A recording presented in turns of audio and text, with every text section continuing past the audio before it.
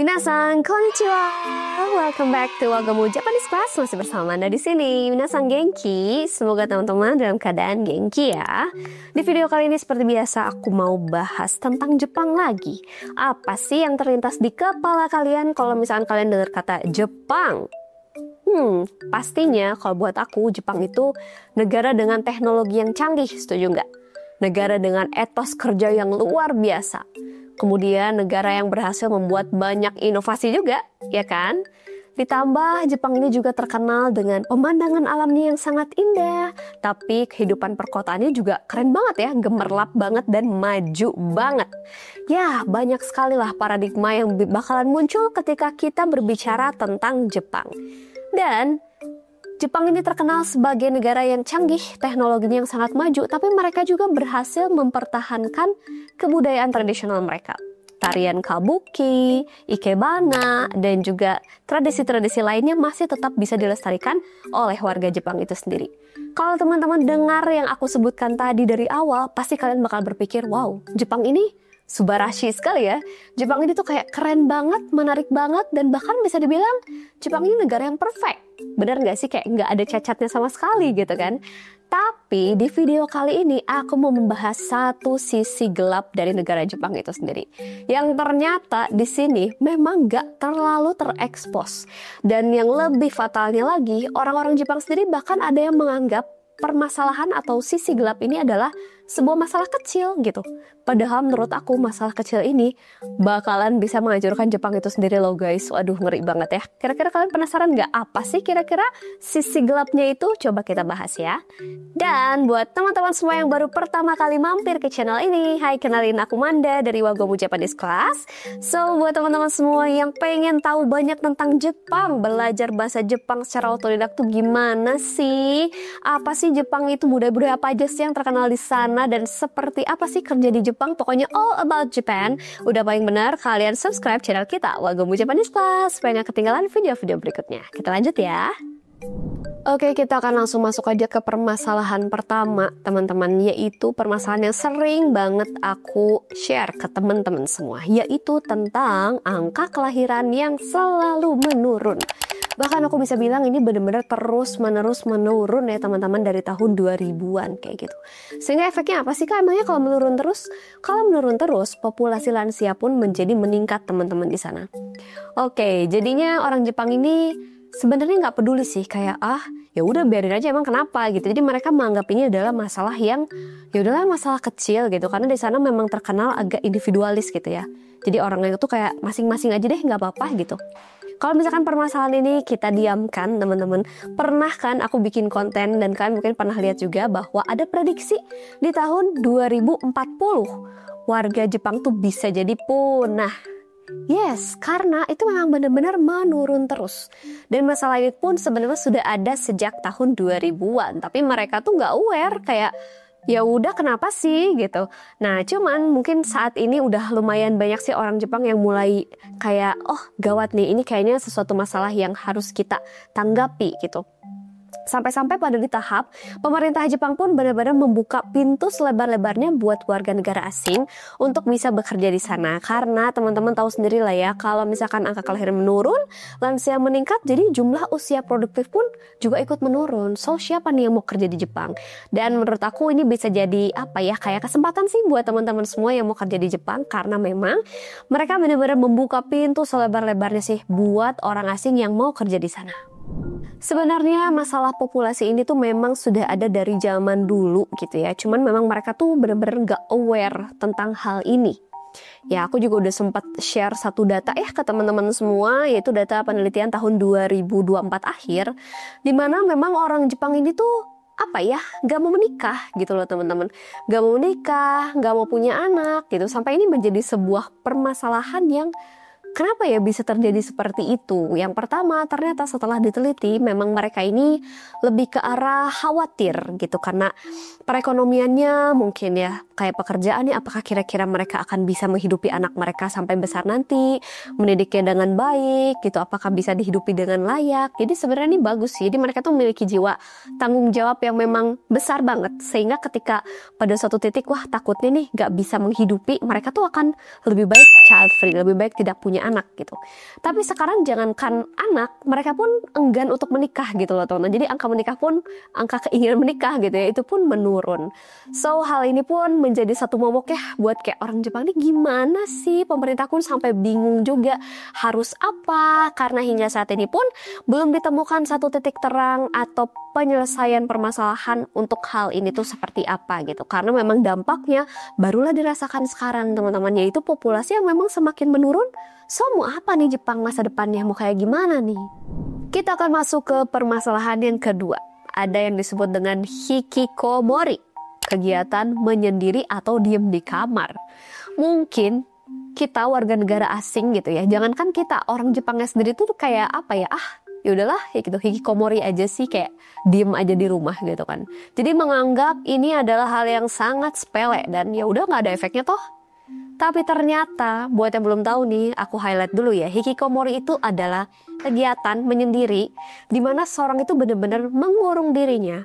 Jadi kecenderungan untuk apa ya, tidak bersosialisasi dengan lingkungannya, diam di dalam kamar, untuk apa sih? Main game, nonton anime, atau mungkin hanya sekedar bersantai-santai aja, sampai menumpuk sampah yang udah jadi gunung di dalam kamarnya.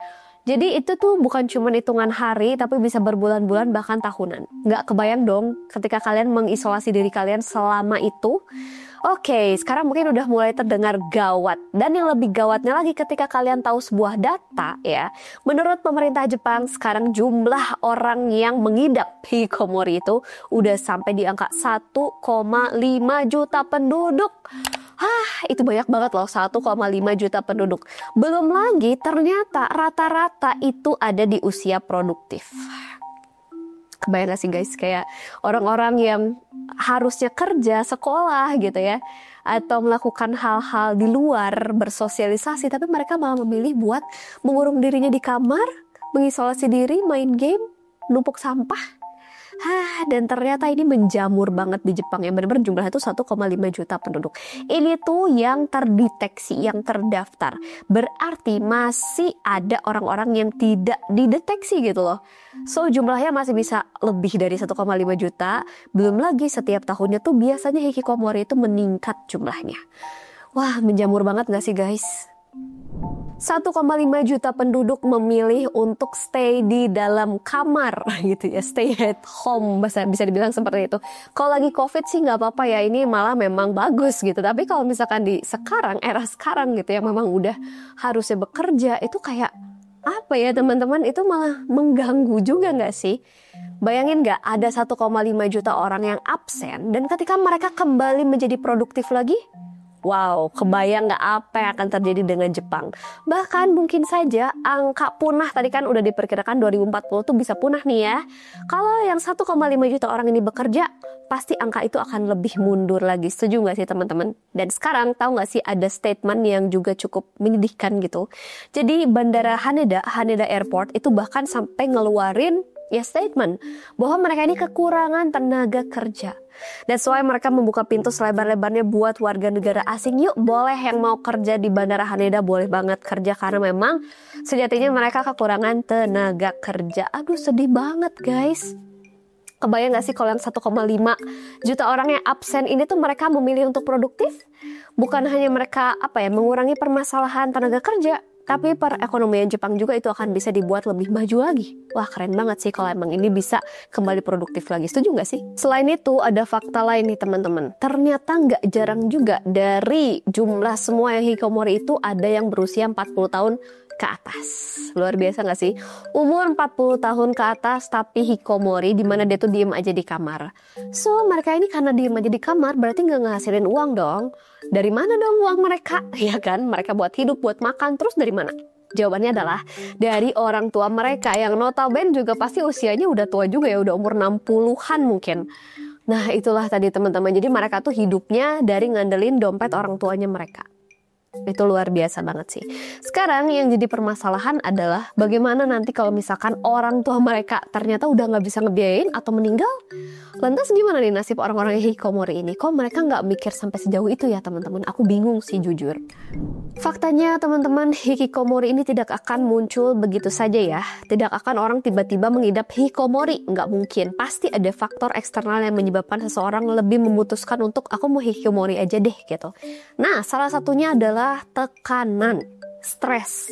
Sama sih sama orang Indonesia, mungkin stresnya pun mirip-mirip, tapi kalau orang kita mungkin lebih nyantai, sedangkan orang Jepang itu kayak memiliki apa ya, kayak karakternya tuh harus memikul tanggung jawab gitu loh teman-teman. That's why tekanan-tekanan ini tuh sebenarnya mereka nggak tahan. Emang tekanan apa sih kak? Oke, kita coba bahas tekanan-tekanan yang mungkin dialami sama mereka dari mulai mereka masuk sekolah aja. Di sana tuh harus masuk sekolah yang bagus gitu kan, harus ranking untuk kemudian bisa masuk ke SMA yang juga bagus. Bener gak sih teman-teman? Belum akademiknya tuh kan kayak susah gitu di sana mungkin ya. Gimana sih caranya buat dapet ranking yang misalnya ranking yang bagus kayak gitu. Belum lagi nanti kalau sudah lulus SMA harus masuk universitas. Ini universitasnya unggulan nggak? Karena kalau nggak unggulan nanti susah kerjanya. Oke, masuk universitas. Belum lagi kalau misalkan lingkungannya toksik. Misalnya ada teman-teman yang suka ngebully. Oh, bullying di Jepang itu nggak main-main loh guys, kejam loh. Muncullah tekanan lagi, stres lagi kalau mau ke kuliah, bener gak sih guys? Belum lagi biaya kuliah tuh mahal. Wow, udah mahal. Kamu lulusnya gimana nih? Apakah lulus menjadi lulusan yang terbaik? Atau mungkin malah lulusnya pas-pasan? Lantas kalau nanti udah lulus, kerjanya di mana? Ya kan, kalau misalkan kalian nilainya pas-pasan, kerjanya di perusahaan yang biasa aja, gajinya kecil, memangnya bisa nanti buat membiayai hidup kalian. Beli rumah atau apartemen, atau untuk biaya kesehatan, transportasi, hidup, makan, segala macam, menikah, punya anak. Wah, baru dipikirin aja, buat orang Jepang itu tuh tekanan yang luar biasa, nggak main-main. Hal ini tuh benar-benar tekanan yang luar biasa. Belum lagi tadi yang aku bilang ada bullying, di lingkungan kuliah, di lingkungan kerja juga sama aja gitu, tingkat stresnya, budaya etos kerjanya. Wah, itu sih yang bikin mereka mau nggak mau menjadi aku hikikomori aja deh gitu, karena memang setekanannya seberat itu guys. Jadi mungkin gak aneh ya, karena memang setiap orang tuh, terutama ya beda negara pun pasti beda karakternya. Jadi buat mereka itu tekanan yang luar biasa. So ya, hikikomori adalah jalan yang mereka ambil. Seperti yang aku sebutkan di awal ya, jadi Jepang ini sebenarnya negara yang canggih, teknologinya juga mutakhir banget, mereka bikin banyak inovasi, negaranya indah banget, pemandangan alamnya asri, sungainya bersih gitu ya, perkotaannya gemerlap. Wah, semua turis atau wisatawan tuh seneng lah kalau udah datang ke Jepang tuh pengen balik lagi ke Jepang. Tapi ternyata, wah, Jepang ini punya satu sisi gelap yang bahkan sama mereka pun dianggap kayak masalah kecil, biarpun sekarang udah lebih aware ya teman-teman.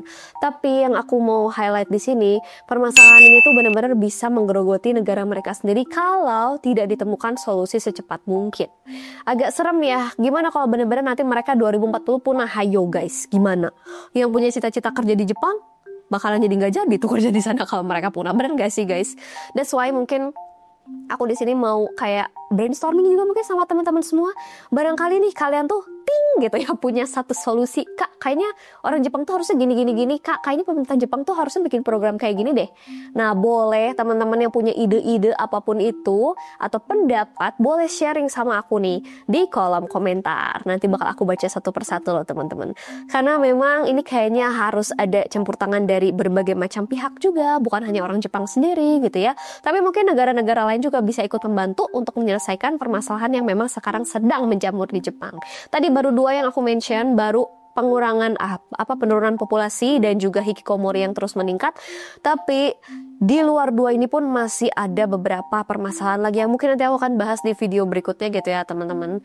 So buat kalian yang juga tertarik, ya ingat jangan lupa subscribe supaya nggak ketinggalan nanti kalau Manda next upload video lagi. Dan buat yang belum like, boleh like dulu.